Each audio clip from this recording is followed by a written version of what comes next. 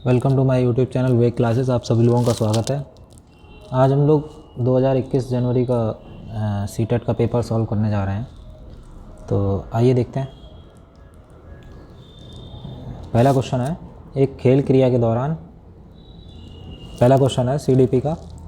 खेल क्रिया के दौरान चोट लगने पर रोहन रोने लगा। यह देखकर उसके पिता ने कहा, लड़कियों की तरह व्यवहार न करो, लड़के रोते नहीं हैं। पिता का यह कथन किस चीज़ को दिखाता है? लैंगिक रूढ़िवादिता को दर्शाता है, लैंगिक रूढ़िवादिता को चुनौती देता है, लैंगिक भेदभाव को कम करता है, लैंगिक समानता को बढ़ावा देता है। किस चीज़ को ये दिखाता है आपका? ठीक है, तो सिंपल है, ये रिफ्लेक्ट जेंडर स्टीरियोटाइप, ये लैंगिक रूढ़िवादिता को दर्शाता है। तो इसका पहला क्वेश्चन सही हो गया, पहला ऑप्शन सही होगा। दूसरा देखते हैं, दूसरे में क्या दिया है? एक प्रगतिशील कक्षा में, यानी एक प्रोग्रेसिव क्लासरूम है, उसमें अध्यापक को क्या करना चाहिए? अध्यापक को अटल पाठ्यक्रम का पालन करना चाहिए, विद्यार्थियों में प्रतिस्पर्धा पर बल देना चाहिए, ज्ञान की संरचना के लिए प्रचुर मौके प्रदान करने चाहिए, विद्यार्थियों को उनके अकादमिक अंकों के आधार पर नामांकित करना चाहिए। तो क्या हो जाना चाहिए इसमें? पाठ्यक्रम का ये तो क्रॉस हो जाएगा। अटल पाठ्यक्रम का पालन करना चाहिए। भाई एकदम फिक्स पाठ्यक्रम का पालन तो नहीं करना चाहिए, पाठ्यक्रम में चेंजेस होने चाहिए टाइम टू टाइम। प्रतिस्पर्धा पर बल देना चाहिए, इतना भी नहीं कि आदमी एक दूसरे से कंपटीशन करते करते कंपटीशन में ही बच्चे उसमें लगे रहें। ज्ञान की संरचना के लिए प्रचुर मौके प्रदान करना चाहिए, ये ठीक है। विद्यार्थियों को उनके एकेडमिक अंकों पर, तो प्रोग्रेसिव क्लासरूम में कभी भी नंबर्स पर ध्यान नहीं दिया जाता, सीखने पर जोर दिया जाता है। तो इसका थर्ड ऑप्शन सही हो जाएगा। नेक्स्ट देखते हैं, अगला देखते हैं। गतिविधि के दौरान छात्रों को संघर्ष करते देख एक अध्यापिका बच्चों को संकेत और इशारे जैसे क्या, क्यों, कैसे प्रदान करने का फैसला करती है।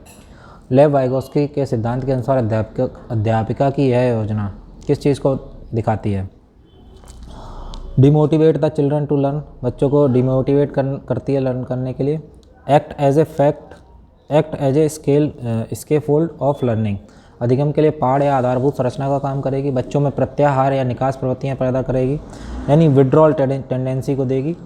या be meaningless in progress of learning, यानी अधिगम प्रक्रिया में अर्थहीन होगी। तो जब वो संकेत दे रही है कोई भी टीचर, तो ये अर्थहीन तो नहीं होगा। ठीक है, बच्चों को जब आप हेल्प कर रही हैं तो उसमें वो विड्रॉ की टेंडेंसी भी नहीं होगी। बच्चों को अधिगम के लिए अनुप्रेरित कर रही हैं, अनुप्रेरित कर रही हैं, डिमोटिवेट भी नहीं कर रही हैं। तो ये सेकंड ऑप्शन आपका सही हो जाएगा। अधिगम act as a scaffold of learning, यानी अधिगम के लिए आधारभूत संरचना का काम करेगी लर्निंग के लिए। नेक्स्ट देखते हैं, बच्चों के सामाजिकरण के संदर्भ में कौन सा कथन सत्य है? बच्चों के सामाजिकरण के संदर्भ में कौन सा कथन सत्य है? तो पहला हो जाएगा, विद्यालय सामाजिकरण का एक द्वितीयक कारक है, परिवार सामाजिकरण का एक प्राथमिक कारण है।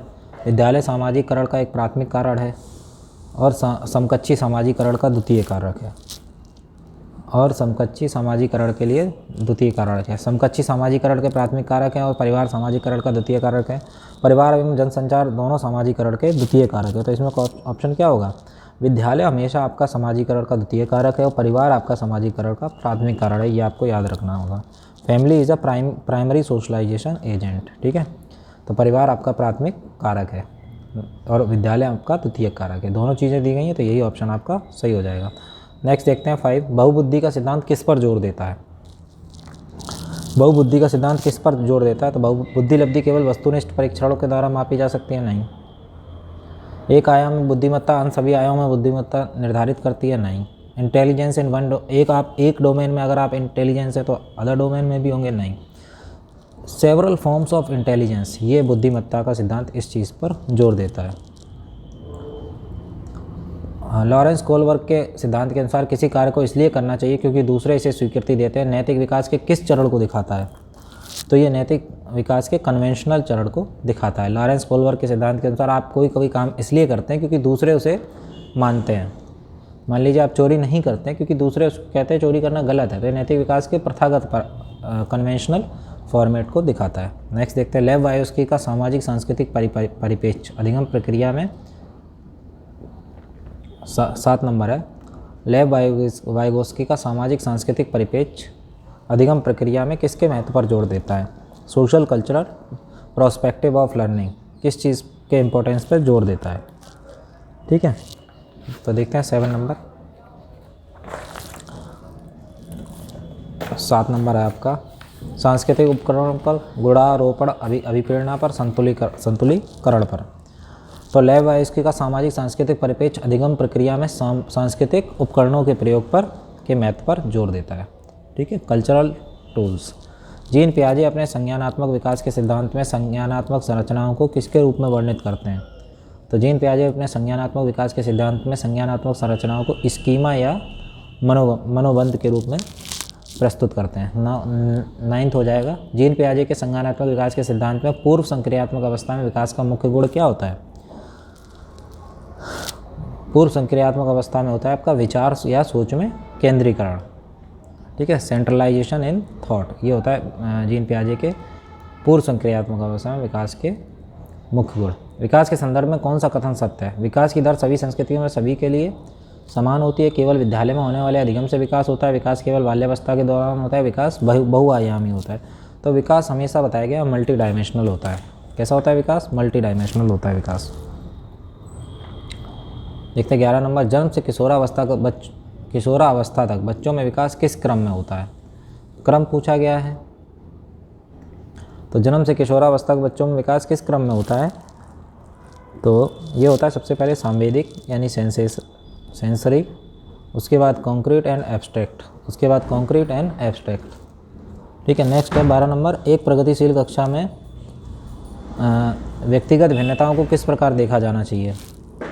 प्रगतिशील कक्षा में व्यक्तिगत भिन्नताओं को किस प्रकार देना चाहिए? अधिगम की प्रक्रिया में बाधा होती हैं व्यक्तिगत भिन्नताएं? ऐसा तो नहीं होता। अध्यापक के पक्ष पर असफलता? ऐसा भी नहीं है। योग्यता आधारित समूह बनाने का मापदंड? ये भी नहीं है। व्यक्तिगत भिन्नता अध्यापन अधिगम प्रक्रिया की परियोजना के लिए बहुत महत्वपूर्ण होती है, ये सही है। एक समावेशी कक्षा में किस चीज़ पर जोर देना चाहिए? इंक्लूसिव क्लासरूम में किस चीज़ पर जोर देना चाहिए? तो समावेशी कक्षा में हर बच्चे को सामर्थ्य को अधिकतम करने के लिए अवसर प्रदान करने चाहिए। दिव्यांगजन अधिकार अधिनियम 2016 के अनुसार निम्न में से किस शब्दावली का प्रयोग किया गया है? तो यह जाएगा छात्र जिसे दिव्यांगता है। अगर दिव्यांगजन है तो उसके अनुसार कोई भी छात्र अगर जिसे कोई दिक्कत है तो उसे शारीरिक दिव्यांगता का प्रयोग, इस शब्दावली का प्रयोग किया गया है। नेक्स्ट आ जाएगा आपका 15 नंबर, अधिगम कठिनाइयों से जूझते छात्रों की ज़रूरतों को संबोधित करने के लिए छात्र को क्या नहीं करना चाहिए?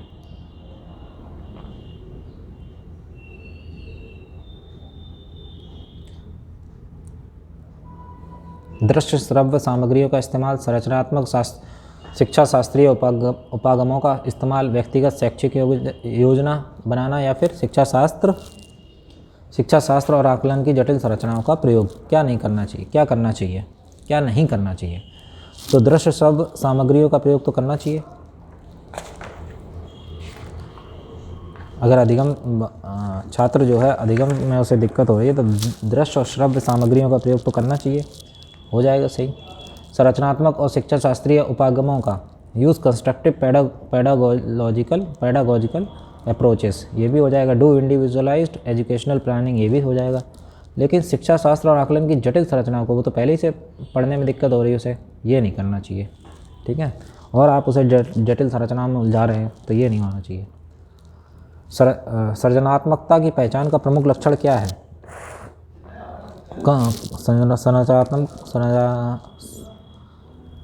Creativity, feature of creativity. सृजनात्मकता की पहचान का प्रमुख लक्षण क्या है? तो इसका प्रमुख लक्षण हो जाएगा अपसारी चिंतन यानी डाइवर्जेंट थिंकिंग, ये हो जाएगा इसका प्रमुख लक्षण। उसके बाद है विविध पृष्ठभूमियों के अधिगमकर्ताओं को संबोधित करने हेतु एक अध्यापक को क्या करना चाहिए? तो उसे विभिन्न विन्यासों के उदाहरण लेने चाहिए, यानी डिफरेंट एग्जाम्पल्स लेने चाहिए, अलग अलग पृष्ठभूमियों के एग्जाम्पल लेने चाहिए। नेक्स्ट है आपका समस्या समाधान क्षमताओं को किस प्रकार सुसाध्य किया जा सकता है? प्रॉब्लम सॉल्विंग इस एबिलिटीज़ को किस प्रकार फैसिलिटेट किया जा सकता है? तो ये आपका हो जाएगा इनकरेजिंग यूज़ ऑफ एनालॉजीज, यानी उससे मिलती जुलती समस्याएं सामने रखकर आप समस्या समाधान क्षमताओं को बढ़ा सकते हैं। डर की भावना विद्यार्थियों में कभी नहीं पैदा करनी। समस्या के हल हेतु अटल प्रक्रिया, एक ही प्रक्रिया नहीं होगा, अलग अलग समस्याओं के लिए अलग अलग प्रक्रिया होती है। लगातार अभ्यास और कार्यान्वयन पर जोर देकर तो आप नहीं कर सकते ना, उससे मिलती जुलती एनालॉजीज़ का यूज़ करके आप जो है ये प्रॉब्लम सॉल्विंग एबिलिटीज़ को बढ़ा सकते हैं। अधिगम की अभिप्रेरणा को किस प्रकार कायम रखा जा सकता है? मोटिवेशन टू लर्न, यानी बच्चों में सीखने के लिए कैसे मोटिवेट किया जा सकता है? दंड देकर? कभी नहीं।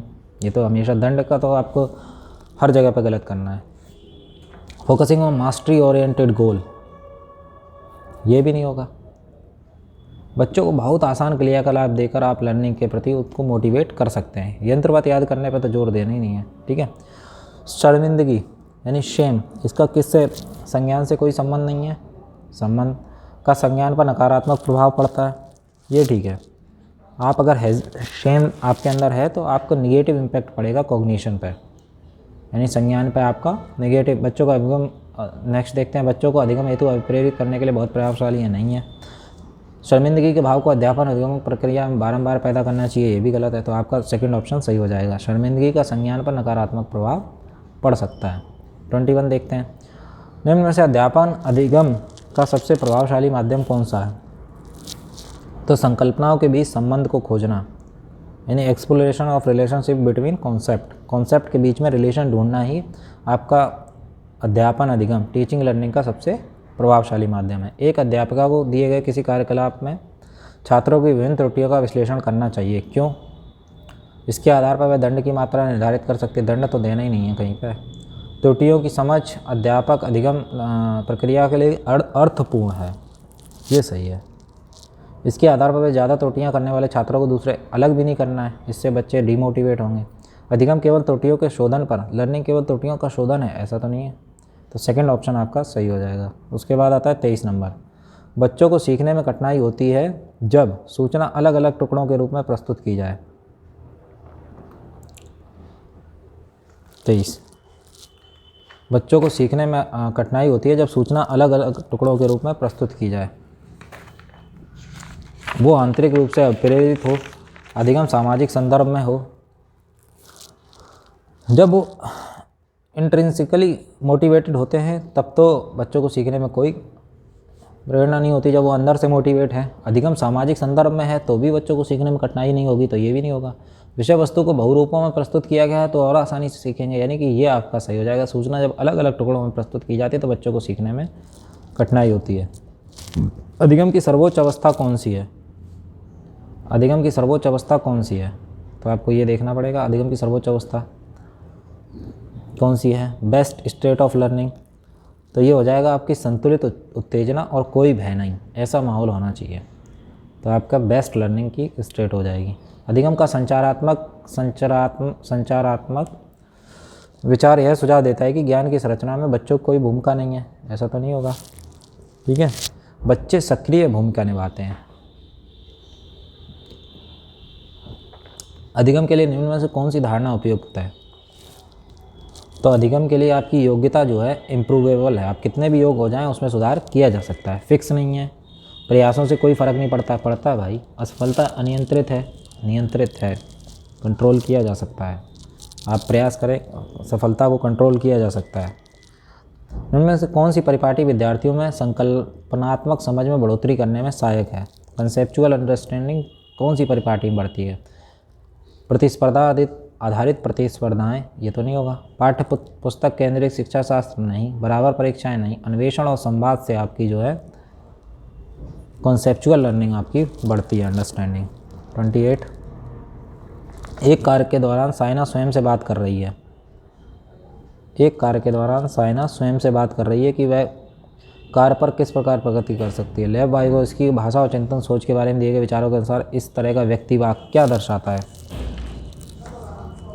इस तरह का व्यक्ति वाक्य दिखाता है वह स्वयं से बात कर रही है, तो स्वनियमन, सेल्फ रेगुलेशन। किससे बात कर रही है? वह स्वयं से बात कर रही है। मूल्यांकन पद्धतियों का लक्ष्य क्या होना चाहिए? 29, विद्यार्थियों की ज़रूरतों एवं आवश्यकताओं की पहचान करना ही मूल्यांकन। हमें ये नहीं कि किसी को नीचा दिखाना है, किसी को आगे दिखाना है, किसी को पीछे, बल्कि उनकी ज़रूरत को पहचानना और उनकी आवश्यकताओं की पहचान करना मूल्यांकन का प्रमुख अर्थ है। उसके बाद बच्चों के विकास की व्यक्तिगत भिन्नताओं को किस पर प्रतिरोपित किया जा सकता है? बच्चों के विकास की व्यक्तिगत भिन्नताओं को केवल आनुवंशिकता, केवल पर्यावरण, ये भी नहीं होगा।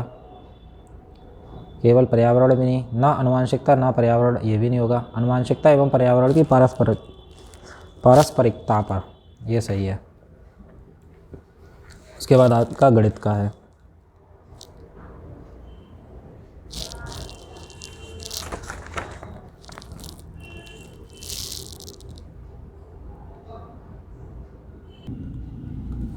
तो आइए देखते हैं पहला क्वेश्चन।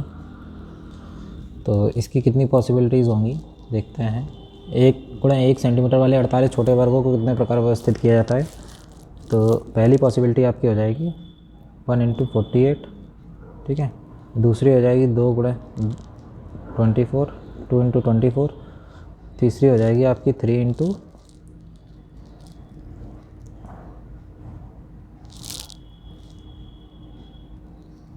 16, फिर हो जाएगी 4 × 12, फिर हो जाएगी आपकी 5 ×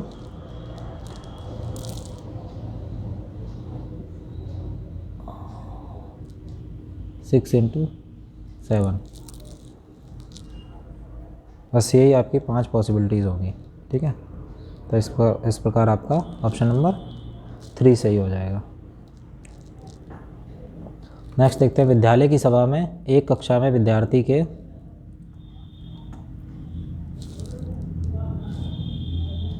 भाई क्या हो गया,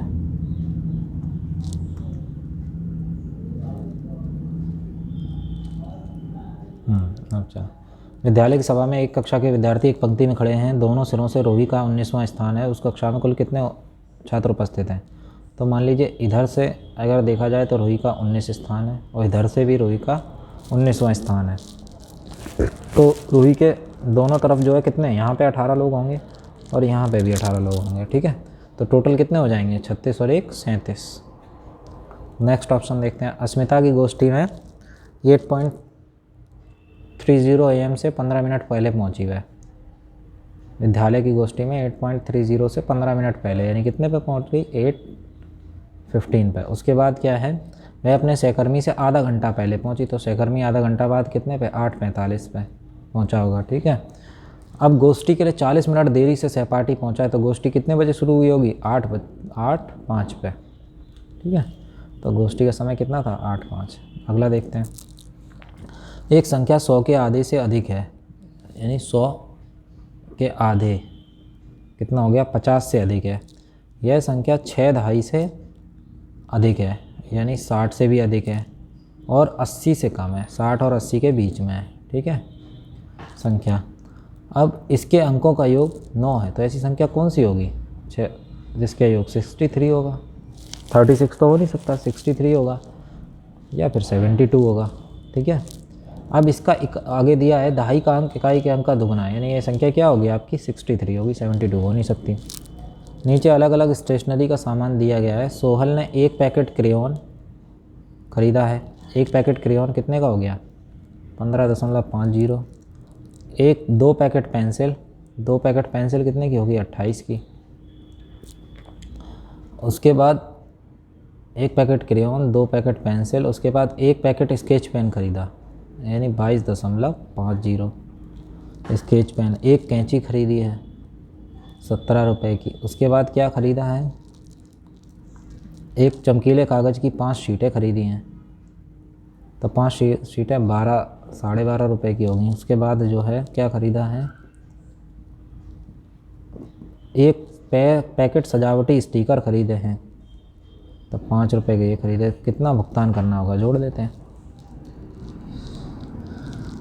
5.0 और उसके बाद इधर हो गया ये 50,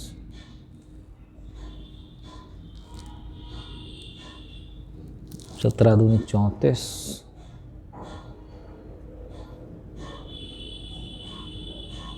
और 15, यानी ये आपका हो गया पूरा मिला के 100.50। नेक्स्ट देखते हैं, एक रेलगाड़ी 30 मई 2020 को 30 मई को कितने को चलती है, 30 मई 2020 को कहाँ से चलती है, 23:40 पर चलती है पटना से, और मुंबई पहुँचती है 1 जून को। कहाँ पहुँचती है, 1 जून को, 1 जून को पहुँचती है 2020 को, ठीक है। तो कितना समय है, 5 कितने पहुँचती है, 5:15। तो 30 मई से 31 मई तक कितना समय हो जाएगा, आपको ये देखना पड़ेगा। 30 मई से 31 मई तक, मई 31 की होती है, 30 मई से 31 मई तक कितना समय हो जाएगा, तो आपका 23.4 से 31 मई 23.4 तक कितना समय हो जाएगा, 40 तक 24 घंटे, 24 आवर्स, ठीक है। उसके बाद यहाँ से यहाँ तक अब देखते हैं 23:40 यानी 12 बजने 20 मिनट कम है, तो 12 से इधर 5:15 हो गया, 20 और जोड़ दें तो कितना हो जाएगा 5:35, इसमें जोड़ देंगे तो 29.35, इतना समय आपको लगेगा 30 मई से 1 जून 20 तक। ये हो गया। नेक्स्ट देखते हैं 5 अंकों वाली संख्या के 100वें स्थान का अंक, पहले 5 अंकों की संख्या 1 2 3 4 5। अब 100वें स्थान का अंक जो है 1000वें स्थान के अंक का 3/4 है, 10वें स्थान का अंक 100वें स्थान के अंक का 2/3 है, 10वें स्थान का अंक सबसे छोटी अभाज्य संख्या का वर्ग है। 10वें स्थान का अंक सबसे छोटी अभाज्य संख्या क्या होती है, 2, 2 का वर्ग 4, ठीक है। और 1000वें स्थान का अंक वाली सबसे बड़ी अभाज्य संख्या है, उनका अंक 1 अंक वाली सबसे बड़ी अभाज्य संख्या, सबसे बड़ी अभाज्य संख्या 1 अंक वाली क्या होती है, 7 होती है, 1000वें स्थान पे है, ठीक है। यदि इकाई का अंक सबसे बड़ी 1 अंक वाली विषम संख्या है, सबसे बड़ी 1 अंक वाली विषम संख्या होती है आपकी 9, ठीक है, इकाई का अंक है। अब आगे देखते हैं, अब फिर से शुरू से पढ़ते हैं। 100वें स्थान का अंक 10,000वें स्थान के अंक का 3/4 है, ये वाला अंक जो है 10,000वें अंक का 3/4 है, 100वें स्थान वाला अंक 10,000वें स्थान पर मान लीजिए x, इसका 3/4 क्या होगा 100वें स्थान वाला अंक, ठीक है।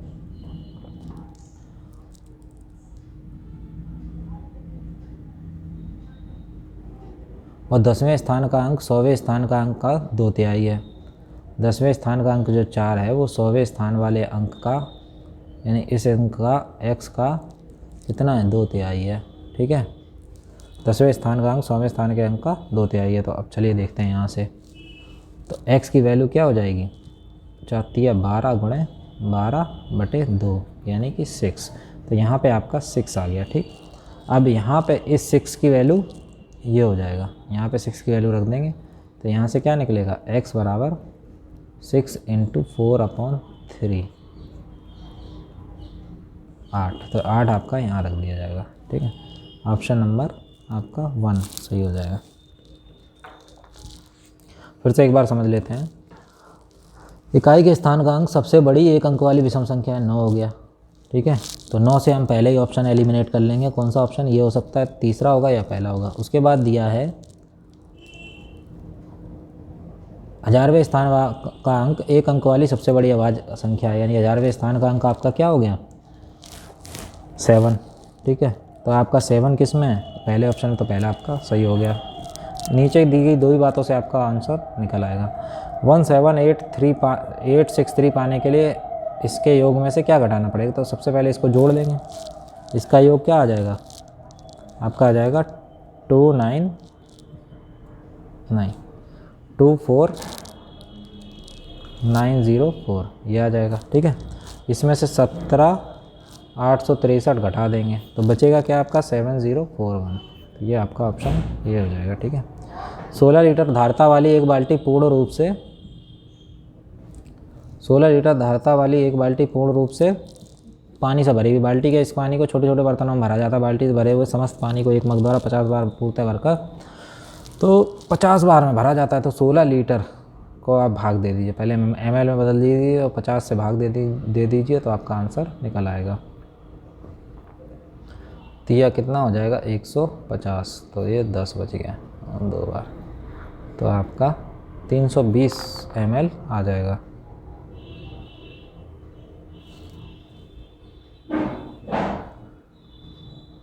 तो 320 ml आ जाएगा, ठीक है।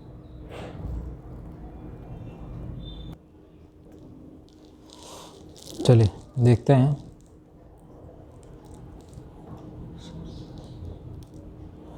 तो इसका क्या आ जाएगा आपका 320, ठीक है। नेक्स्ट देखते हैं अगला।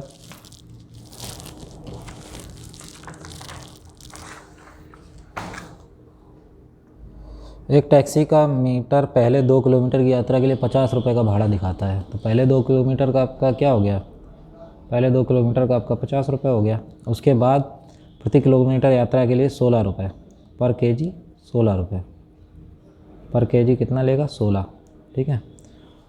तो मंजू ने अपने घर से रेलवे स्टेशन की यात्रा के लिए 258 रुपये दिए। तो इसमें से 50 तो घटा देंगे क्योंकि ये बचे 208। 50 इसलिए घटा दिया पहले 2 किलोमीटर के लिए, यानी 2 किलोमीटर हो गया, दूरी पूछी गई है।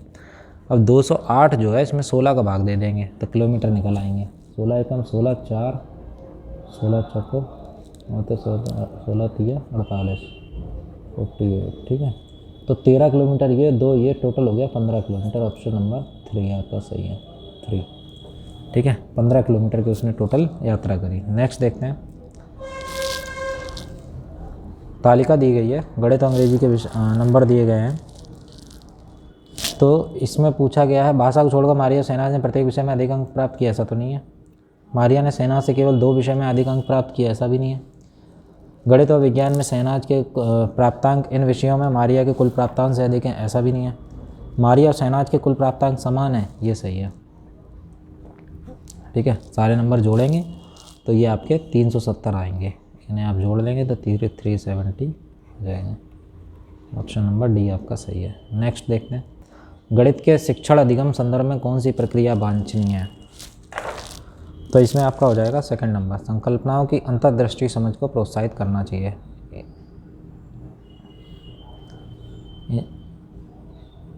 गणित कक्षा में अध्यापक ने कुछ प्रश्न प्रस्तुत किए। कौन से प्रश्न प्रस्तुत किए? एक आयत का क्षेत्रफल दिया गया है, उनकी भुजा दी गई, परिमाप दी गई, समुच्चय दिया गया जिनका माध्यक 4 है, 0 to 8 सभी अभाज्य संख्याओं की सूची बनाई। आयतों के बारे में आपको जो गणितीय जानकारी मुझे बताइए। तो ए व सी बंद सिरे के प्रश्न है और सी व डी मुक्त सिरे के प्रश्न है, नहीं। आपका केवल ऑप्शन नंबर 4 सही हो जाएगा। ए और सी यानी आयत का क्षेत्रफल और परिमाप ये निश्चित है, क्षेत्रफल और परिमाप निश्चित है।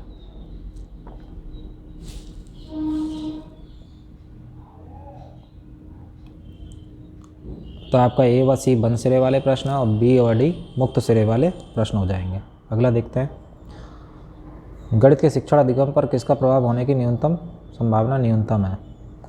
तो 44 का आपका हो जाएगा, 44 का जल्दी जल्दी करते हैं थोड़ा। 4 छात्रों के गलत उत्तरों के पूरे हल देना, इसकी संभावना न्यूनतम होगी, ठीक है। रोहित ने अनुभव किया वर्ग एक समचतुर्भुज आयत दोनों है, वह वैन हील के मानस चिंतन के कौन से चरण पर है। वह चरण 2 पर है, रिलेशन पर। किन्हीं 2 पूर्ण संख्याओं का योग एक पूर्ण संख्या होता है। पूर्ण संख्याओं के इस गुण को क्या कहते हैं? समवर्ग गुण कहते हैं, क्लोजर प्रॉपर्टी, ठीक है। उसके बाद आ जाएगा 47, गणित के शिक्षण अधिगम के विषय में निम्नलिखित में कौन सा कथन सत्य नहीं है।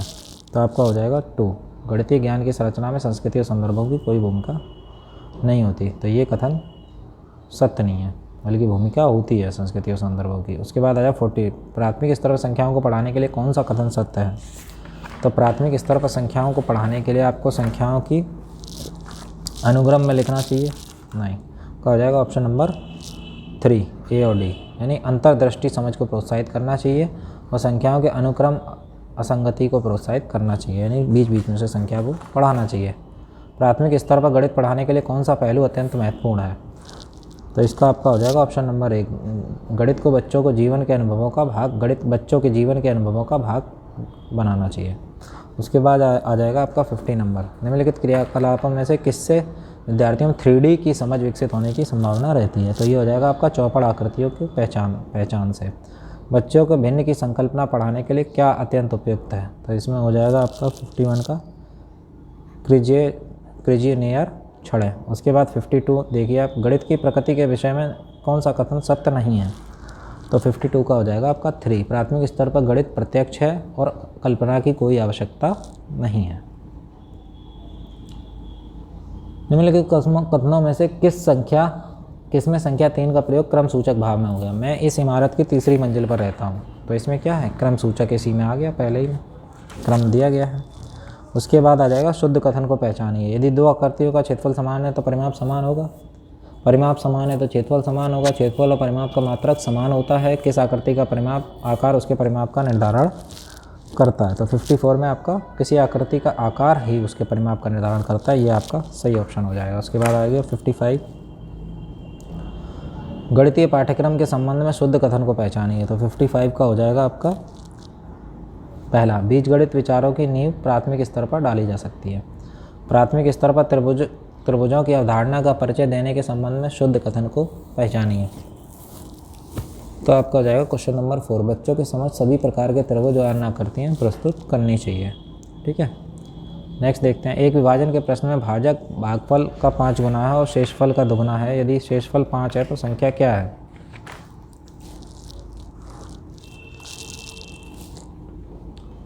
तो इसमें सीधे सीधे कर देंगे, आपको जो दिया गया है।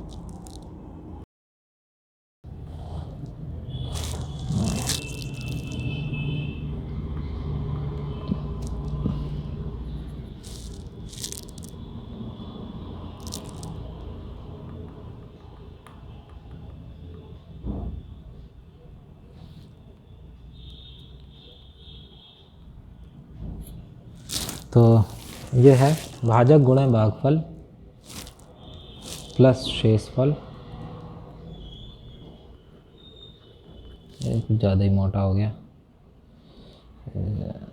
गुणे शेषफल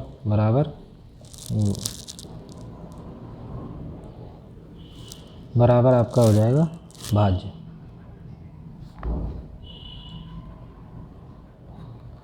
तो आपको देखो दिया गया है भाजक भागफल का 5 गुना है, भाजक जो है भागफल का 5 गुना है और शेषफल का दुगना है, और शेषफल 5 है तो शेषफल हो गया 5। और भाजक भागफल का दुगना है और शेषफल का दुगना है। भाजक भागफल का 5 गुना, शेषफल का दुगना है। शेषफल का दुगना हो गया 10 और भागफल का 5 गुना यानी भागफल हो गया 2। तो आपका 10 दूनी 20 और 1 5 25 आ गया आपका ऑप्शन। ठीक है, तो ये ऑप्शन आपका 3 सही है। नेक्स्ट देखते हैं 5 क्रमागत संख्याओं का योग क्या है? 20 है। प्रथम 3 क्रमागत संख्याओं, तो क्रमागत संख्या हो जाएंगी x + 1 x + 2, उसके बाद x + 3 और x + 4, ये हो जाएंगे आपकी 5 क्रमागत संख्या। तो 5x प्लस, आप इन सबको जोड़ लीजिए,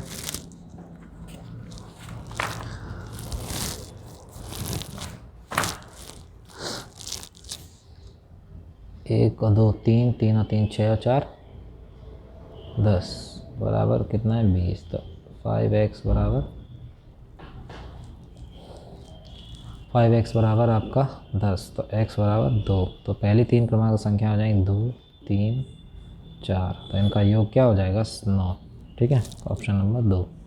नेक्स्ट देखते हैं, एक वर्ग के रूप में एक तार 144 सेंटीमीटर स्क्वायर का क्षेत्रफल घेरती है। इसी तार को एक आयत के रूप में मोड़ा जाता है जिसकी लंबाई 16 सेंटीमीटर है, तो कितना क्षेत्रफल घेरा जाएगा? अच्छा जी, अगर तो तार की हम सबसे पहले क्या निकालेंगे? तार का भुजा हो जाएगी 12 गुणे 12। ठीक है, तो परिमाप हो जाएगी आपकी 48। अब 48 बराबर 2 गुणे लंबाई दी गई है 16 और प्लस चौड़ाई आपकी कितनी दी गई है? 16 प्लस x। ठीक है, तो कितना क्षेत्रफल घेरा जाएगा यही तो पता करना है, तो चौड़ाई पता करनी है।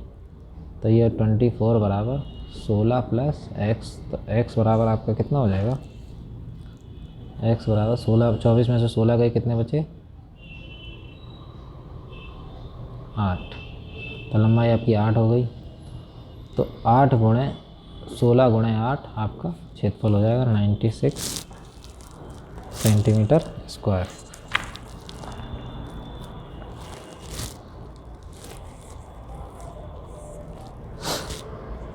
नेक्स्ट आप देखते हैं 60। सबसे बड़ी और सबसे बड़ी भिन्न कौन सी है? तो देखते हैं, अंतर देखते हैं हम इनके बीच में। सबसे पहले तो सब में 1 1 का अंतर है। ठीक है, नेक्स्ट इसमें 2 का अंतर है, तो इसको तो अलग ही कर लेंगे 3/5। ठीक है, उसके बाद आ जाएगा सबसे बड़ी दूसरी सबसे बड़ी। उसके बाद आप देखते हैं 5 और 6 3 और 4 4 3 और 1 2 और 2 3। ठीक है, तो 5/6 इंटू और 3/4 इनमें देखते हैं। तो 5 चौको 20 और 6 तिया 18, तो ये बड़ी होगी। आप देखते हैं 5/6 और 1/2 में, 5 दूनी 10 और ये 6, तो 5/6 बढ़ी है। ठीक है, उसके बाद देखते हैं 5/6 और 2/3 में, 5 दिया 15 और 6 दूनी 12, तो ये बड़ी है। तो 5/6 आपका हो गया और 3/5। अगली देखते हैं आपके। चलिए अब आ गया ईवीएस का पार्ट, इसको भी चेक कर लेते हैं। कौन सा एक भारत संघ शासित प्रदेश नहीं है? तो आपका हो जाएगा मणिपुर। लद्दाख, जम्मू कश्मीर या चंडीगढ़ है। कौन से कच्चे तेल पेट्रोलियम के उत्पादक हैं? तो इसका हो जाएगा आपका गुजरात और तमिलनाडु। हमारे देश का संविधान निम्नलिखित में किसके नेतृत्व में बनाया गया था? तो डॉक्टर भीमराव बाबा साहब अम्बेडकर के नेतृत्व में। निम्नलिखित पौधों के लिए किए जाने वाले नीचे दिए गए कार्यों पर विचार कीजिए। तो 64 का हो जाएगा आपका ACD, यानी पौधों को सहारा देते हैं, पौधों में भोजन संचित करते हैं, भंडारण करते हैं, पानी और खनिजों को अवशोषित करते हैं। उसके बाद आपका हो जाएगा पोचमपल्ली, भारत के दक्षिणी राज्य का एक कस्बा है जो सुंदरता से डिजाइन की गई चमकदार रंगों की पोचमपल्ली साड़ियों में से इस प्रकार की बुनाई जिसे पोचमपल्ली कहने के लिए प्रसिद्ध है। कस्बा किस राज्य का भाग है? तो ये आपका हो जाएगा तेलंगाना का भाग। नेक्स्ट देखिए, निम्नलिखित में से खाद्य पदार्थों के उस समूह को चुनिए जिसके प्रत्येक सदस्य में लौह तत्व प्रचुर मात्रा में पाया जाता है। तो आपका हो जाएगा लौह तत्व हमेशा पालक में पाया जाता है। पालक इसमें गुड़ और आंवला, ये सबसे ज़्यादा प्रचुर मात्रा में पाया जाता है इस समूह में। नेक्स्ट देखते हैं, पक्षियों का वह समूह जो हमारी तुलना में 4 गुनी अधिक दूरी की वस्तुओं को स्पष्ट देख सकता है। तो बाज, चील और गिद्ध, ये समूह जो है सबसे ज़्यादा 4 गुना दूरी तक देख सकता है। किस राज्य के ग्रामीण लोग अपने ढालू छत वाले लकड़ी के मकान मजबूत बांस के खंभों पर धरती से 3 से 3.5 मीटर की ऊंचाई पर बनाते हैं? तो ये आपका हो जाएगा असम। ठीक है, नेक्स्ट देखते हैं, भारत के मानचित्र में दिल्ली की स्थिति के सापेक्ष गांधीनगर और पटना की दिशाएं क्या हैं? तो देखिए, दिल्ली इधर है, गांधीनगर इधर है या गुजरात, और पटना इधर है, पटना। ठीक है, तो ये हो जाएगा आपका दक्षिण पश्चिम। तो आपका ऑप्शन नंबर दक्षिण पश्चिम और दक्षिण पूर्व। ठीक है, 70 देखते हैं, मटर के पौधे पर प्रयोग किसने किया? तो मटर के पौधे पर ग्रेगर जॉन मेंडल ने किया। नेक्स्ट देखते हैं, NCA EVS पाठ्यक्रम में सुझाए गए 6 विषयों में से एक है, कौन सा? तब चीज़ें जो हम बनाते हैं और करते हैं, ये हो जाएगा। नेक्स्ट देखते हैं 72 का, उपाख्यान अभिलेखों में क्या नहीं दर्ज करना चाहिए? तो अभिलेखों में क्या नहीं दर्ज करना चाहिए?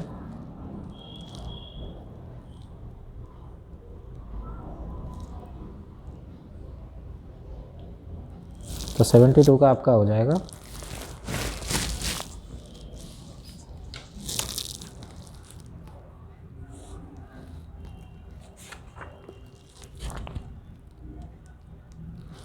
पहला ए और बी। मुख्य रूप से समस्या के स्थितियों की पहचान करना, निर्णय वाले कथनों को लिखना, ये नहीं होना चाहिए व्याख्यान आख्यान। ऊपर एक एकीकृत EVS कक्षा के लिए कैसे योजना बनाएंगे? तो 73 का आपका हो जाएगा 1, एक पाठ में 2 या 2 से अधिक विषयों को मिलाएंगे। ठीक है, पुनीत ने अपने कक्षा 5 के शिक्षार्थियों को मानव और शरीर की एक रूपरेखा दी और उन्हें भोजन विषय पढ़ाने के लिए से पहले पाचन तंत्र बनाने को कहा। पुनीत क्या चाहता था? पुनीत चाहता था पाचन से संबंधित शिक्षार्थियों के विचारों को प्राप्त करना। निम्नलिखित में से क्या रचनात्मक आकलन के संबंध में सही नहीं है? तो आपका हो जाएगा 75 का 1, रिपोर्ट कार्ड के प्रत्येक तिमाही में इसकी सूचना दी जानी चाहिए, ये रचनात्मक आकलन नहीं है। नेक्स्ट है, स्मिता अपने शिक्षार्थियों को कार्य से संबंधित लैंगिक विषमता और रूढ़िवादिता छवियों के प्रति संवेदनशील करना चाहती है। स्मिता को निम्नलिखित में से अपनी कक्षा में क्या करना चाहिए? तो स्मिता को करना चाहिए, एक छात्र की माँ को आमंत्रित करें जो कि ऑटो चालक है। ऑटो चालक मुख्य रूप से पुरुष होते हैं, तो ये रूढ़िवादिता की छवि को तोड़ेगा। ठीक है, स्टीरियोटाइप को। उसके बाद देखते हैं कक्षा 5 के समय आमतौर पर अपनी दिया हुआ कार्य कक्षा कार्य नहीं करता है, मुद्दे को हल करने का सबसे सही उपाय क्या है? तो इसका उपाय है उसकी कठिनाई का पता लगाए, उसके अनुसार कच्चा कार्य को समायोजित करने के लिए उससे बात करें। नेक्स्ट क्या है, मुस्कान ने परिवहन में डीजल वाहनों का उपयोग निषिद्ध होना चाहिए, इस पर एक वाद विवाद प्रतियोगिता का आयोजन किया। मुस्कान के द्वारा इस विषय पर कक्षा में वाद विवाद के आयोजन का क्या उद्देश्य है? तो ये हो जाएगा आपका 78 का 4। इस मुद्दे पर छात्रों को कई दृष्टिकोणों को सराहना करने में मदद मिलती है। ईवीएस में मानचित्र कौशल क्या है?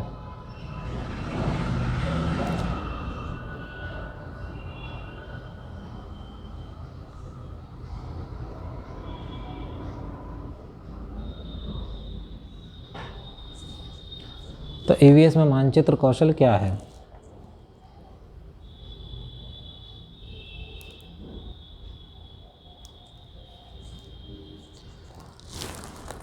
ईवीएस में मानचित्र कौशल आपका हो जाएगा स्थानों की सापेक्ष स्थिति की समझ को विकसित करता है। मानचित्र कौशल ईवीएस की एकीकृत प्रकृति किसमें सहायक है? ईवीएस की एकीकृत प्रकृति पाठ्यचर्या के भार को कम करने और शिक्षार्थियों को साक्षरतापूर्वक सीखने में मदद करती है। निम्नलिखित में से क्या ईवीएस में आकलन का एक व्यापक संकेतक नहीं है? तो ईवीएस में आकलन का एक व्यापक संकेतक नहीं है, अवधारणा मानचित्र कॉन्सेप्ट मैपिंग नहीं है। कुछ हजार साल पहले भारत में तालाबों के निर्माण के अलबरूनी के अवलोकन के आधार पर कक्षा 5 के ईवीएस के पाठ्य पुस्तक में एक अनुच्छेद है। इस अनुच्छेद में शामिल करने का क्या उद्देश्य है? तो इस अनुच्छेद को शामिल करने का क्या उद्देश्य है? तो ये हो जाएगा शिक्षार्थियों को उनके अवलोकन की रिकॉर्डिंग में सुधार करता है। ये गलत है। यह इसका हो जाएगा 2 नंबर, यानी कि 82 का 2 नंबर। यह इतिहास के स्रोतों को पहचानने में शिक्षार्थियों को मदद करता है। शिक्षार्थियों को कुछ हजार साल पहले भारत में मौजूद तकनीक की सराहना करने में मदद करता है। शिक्षार्थियों के इतिहास में साक्ष्य की भूमिका की सराहना करने में मदद करता है। तो इतना हो जाएगा 83। आपकी कक्षा में 50 से अधिक छात्रों के साथ वाणी उन्हें एक ऐसी गतिविधि में जोड़ना चाहती है जिसमें सीखने को बढ़ाने के लिए अधिकतम संख्या में इंद्रियां शामिल हों। कौन सा क्रियाकलाप उपयुक्त रहेगा? तो 83 का आपका हो जाएगा 4 नंबर, यानी नज़दीक के स्थान के लिए क्षेत्र भ्रमण का आयोजन करना। इससे आपकी सभी इंद्रियों अधिकतम संख्या में इंद्रियां शामिल हो जाएंगी इस क्रियाकलाप में। उसके बाद इकरा अपने शिक्षार्थियों को ईवीएस में समाचार पत्र और पत्रिकाओं को पढ़ने के लिए क्यों प्रोत्साहित करती है? क्योंकि मनोरंजन का साधन है, वो तो है ही है, लेकिन ये शिक्षार्थियों को उनके अपने संसार से जुड़ने में भी सहायता करती है। पर्यावरण अध्ययन में प्रश्न को करने को एक युक्ति के रूप में प्रयोग किया जाता है। कक्षा में जिज्ञासा को बढ़ाने के लिए युक्ति के रूप में प्रयोग किया जाता है। नीचे दिए गए कौन से राज्य में तोरंग का अर्थ जंगल है? तोरंग किस राज्य में इसको जंगल कहते हैं? तो ये हो जाएगा आपका झारखंड। झारखंड में तोरंग को जंगल कहते हैं। आपका घर X पर स्थित है यहाँ पर, और आपका विद्यालय Y पर स्थित है। यदि आपका विद्यालय ठीक सामने है परंतु बीच में व्यस्तम राजमार्ग होने के लिए आप सीधे नहीं जा सकते, तो आप ठीक दक्षिण में 125 मीटर दूर जाते हैं और फिर पूरब में 100 किलोमीटर लंबा सुरंग पथ पार करते हैं। इसके बाद उत्तर में 125 मीटर दूर जाते हैं दूरी पर Y अपने विद्यालय पर पहुँचते हैं। तो Y के सापेक्ष X पर आपका घर कहाँ स्थित है? तो आपका घर कहाँ स्थित है? पूरब में, दक्षिण में, 125 मीटर 100 मीटर दक्षिण में। विद्यालय घर के सापेक्ष 100 इधर, यानी 100 मीटर। ये 125 था, ये 125 था। 125 पहले कहाँ पे गई? दक्षिण में, फिर सुरंग पार करी, फिर पूरब में, उत्तर में। तो ये आपका 100 मीटर पूरब में विद्यालय आपका स्थित है, ठीक पूरब में, ठीक पश्चिम में है, गलत। देखते हैं, पहले आप ठीक दक्षिण में 125 मीटर दूर जाते हैं, दक्षिण नीचे 125 मीटर दूर जाते हैं, फिर पूरब में 100 मीटर लंबी सुरंग पार करते हैं, अंत में उत्तर में 125 मीटर दूर पहुँचते हैं। Y पर विद्यालय के सापेक्ष X पर आपका घर कहाँ स्थित है? तो ये कहाँ स्थित है? Y इधर, अगर ये Y है, इधर उत्तर, इधर दक्षिण, पूरब, ये पश्चिम, तो पश्चिम में होगा 100 मीटर, ठीक पश्चिम में आपका X होगा Y के। नेक्स्ट देखते हैं, कोई लड़का नारगोइल से मड़गांव जाने के लिए 4 जून 2020 को रेलगाड़ी में सवार हुआ। यह रेलगाड़ी 22:30 बजे नारगोइल से चली और 6 जून को पहुंची 4:30 बजे। तो इस समय अंतराल में 1145 मीटर की दूरी तो रेलगाड़ी की औसत चाल। तो 4 जून से 5 जून के बीच में 24 घंटे। फिर 5 जून की रात में कितना 22:30 से 12 बजे के बीच कितना समय हो गया, 1.5 घंटा। ठीक है, 22 से 23, 24, 1.5 घंटा। उसके बाद और कितना समय लगा, 4.30, तो ये आपका 5.30 2 बार, तो ये 6 हो जाएगा, 6 घंटे। 24 वो, तो टोटल टाइम 30 घंटा। और आपकी दूरी कितनी है, 1145, इसमें भाग दे देंगे।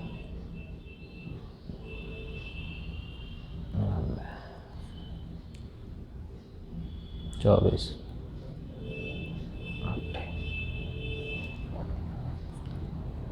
यानी आपका 38, यानी सेकंड नंबर आपका सही हो जाएगा। तो ये आ गई आपकी औसत चाल 88। उसके बाद देखते हैं 89। नीचे दिया गया कौन सा कथन मधुमक्खी के छत्तों के विषय में सही नहीं है।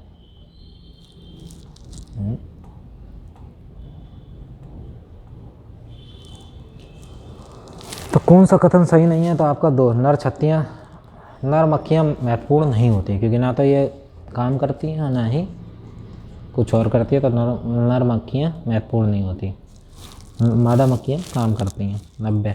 आज हम मिर्ची के बिना भोजन की कल्पना नहीं कर सकते। यह व्यापारी इसे हमारे देश में कहाँ से लेके आए थे, तो ये से लेके आए थे दक्षिणी अमेरिका से। तो ये हो गया आपका कंप्लीट। Thank you. अगर आपको वीडियो अच्छा लगा हो तो लाइक, शेयर और सब्सक्राइब करें हमारे चैनल को। धन्यवाद।